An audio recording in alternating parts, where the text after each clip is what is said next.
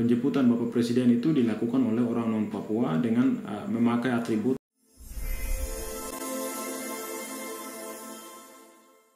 Halo semuanya, selamat datang di channel kami. Pada kesempatan kali ini kita akan membahas topik yang sangat menarik dan sangat meresahkan masyarakat di Papua, yaitu tentang pencuri. Kita tahu bahwa Papua penuh dengan kekayaan alam yang luar biasa, masyarakatnya yang majemuk, baik masyarakat asli maupun masyarakat pendatang, budayanya yang kaya raya, dan juga pemerintah lagi gencar-gencarnya mengejar ketertinggalan dengan pembangunan dan juga program afirmasi lainnya. Namun, sayangnya masih ada banyak pihak yang merugikan masyarakat dan menghambat kemajuan Papua dengan berbagai cara. Kali ini kita hanya ingin membahas 6 topik atau 6 macam pencuri yang ada di tanah Papua. Pertama, pencuri kekayaan alam Papua. Papua dikenal dengan kekayaan alamnya yang melimpah, baik emas, tembaga, kayu, dan hasil hutan lainnya, serta hasil kekayaan laut.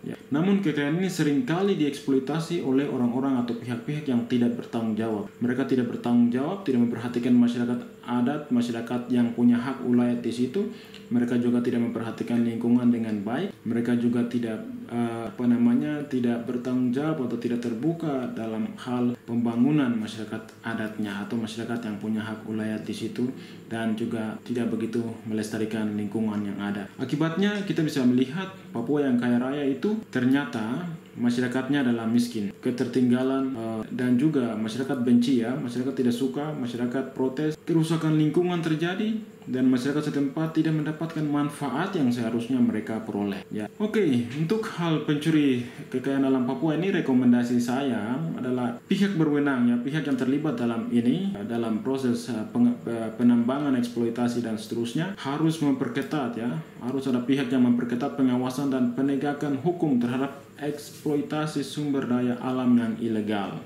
Masyarakat juga harus dilibatkan dalam pengelolaan sumber daya yang ada di alam mereka untuk memastikan keberlanjutan dan keadilan. Hal ini akan sia-sia apabila pihak berwenang yang harusnya melindungi dan memperketat hukum kalau sudah main mata dengan pencuri. Oke, poin atau jenis pencuri nomor 2 yaitu pencuri hak-hak orang asli Papua. Yang kedua adalah pencuri hak-hak orang asli Papua. Banyak hak-hak dasar orang asli Papua yang dirampas, baik secara sengaja maupun tidak disengaja, ataupun mungkin karena orang Papuanya, orang Papua aslinya dengan sadar atau tidak sadar memberikan haknya tersebut.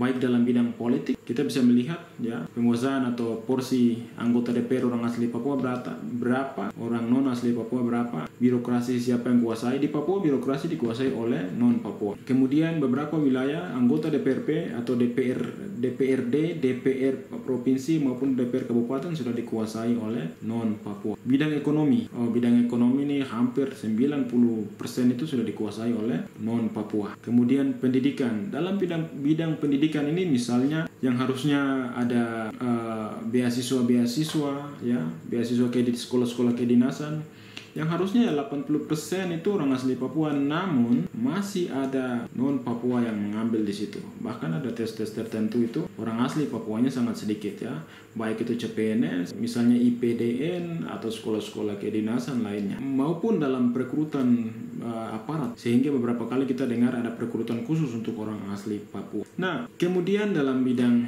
tadi pendidikan namun kesehatan juga banyak hampir sama seperti itu. Hak untuk hidup harusnya orang manusia, dengan adanya konflik manusia dibunuh, saling membunuh, baik orang asli Papua maupun orang pendatang. Itu hak hidup dirampas, dan nanti anak cucu atau keluarga dari orang yang hak hidupnya dirampas itu hidup sengsara.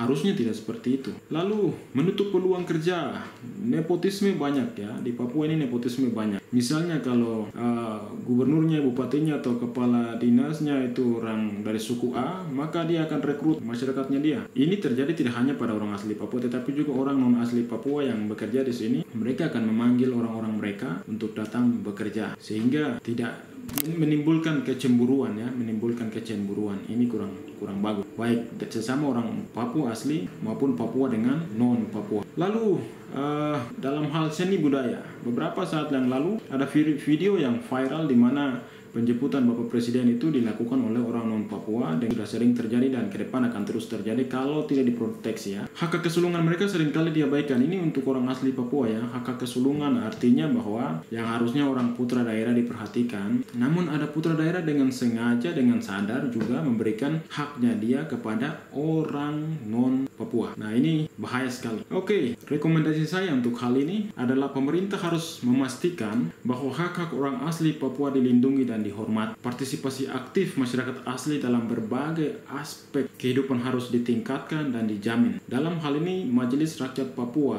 atau MRPC Tanah Papua, seluruh provinsi yang ada 6 provinsi itu harus bekerja keras untuk melindungi hak-hak orang asli Papua. Bila perlu, MRP itu harus bekerja ibaratnya seperti anjing yang menggonggong untuk melindungi tuannya. Tidak bisa tidur tenang, santai, tidak bisa. MRP harus bekerja lebih keras, sekeras-kerasnya. Dan kalau dia bekerja seperti anjing yang menggonggong, marah di mana-mana, dia harus mampu punya gigi untuk menggigit. Kalau menggonggong saja, kurang pas. Ini PR besar sekali untuk melindungi hak-hak orang asli Papua yang harus diproteksi oleh Majelis Rakyat Papua, Majelis Rakyat Setanah Papua, 6 provinsi yang ada. Pencuri nomor 3, yaitu pencuri uang. Kita tahu bahwa Kementerian Jakarta dalam hal ini banyak menteri mengatakan bahwa mereka telah mengkucurkan uang dengan jumlah yang besar untuk pembangunan di Papua. Namun ada oknum-oknum yang melakukan pencurian uang tersebut sehingga pembangunan tidak begitu dirasakan oleh masyarakat asli Papua selama 20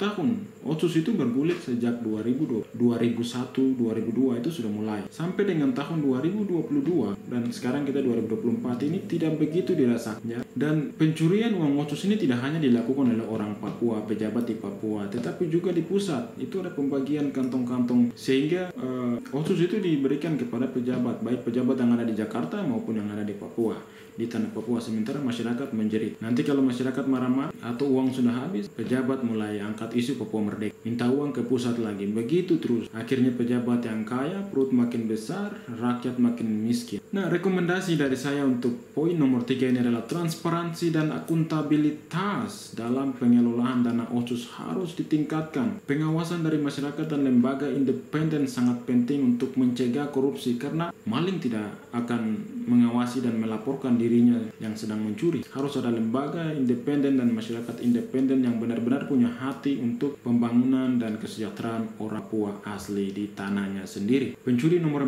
4 yaitu pencuri waktu. Kita tahu bahwa banyak perekrutan pemerintah dengan mengeluarkan uang yang banyak, merekrut banyak CPNS, banyak pegawai di mana-mana, tetapi banyak pegawai di Papua ini kerja malas-malas, santai, main HP, duduk tenang, hanya datang absen, habis itu pulang. Kerjaan yang harusnya diselesaikan dalam 1 hari menjadi 3 hari, menjadi 1 minggu, menjadi 1 bulan, menjadi 6 bulan. Ini masalah besar. Santai ini tidak akan berdampak. Walaupun uangnya besar, uang otsus itu besar, tetapi program dan realisasi di lapangan itu sangat lambat jalannya. Dan biasanya euforia. Ada pejabat berkunjung ke satu wilayah, mereka rame-rame ke situ foto-foto, kemudian pulang, tidak ada realisasi, tidak ada program lanjutan, tidak ada follow up. Adapun lambat dan kerja malas. Ini adalah pencuri dan pencuri waktu. Ingat, waktu tidak menunggu kita. Waktu jalan terus, umur jalan terus. Harus bekerja lebih keras.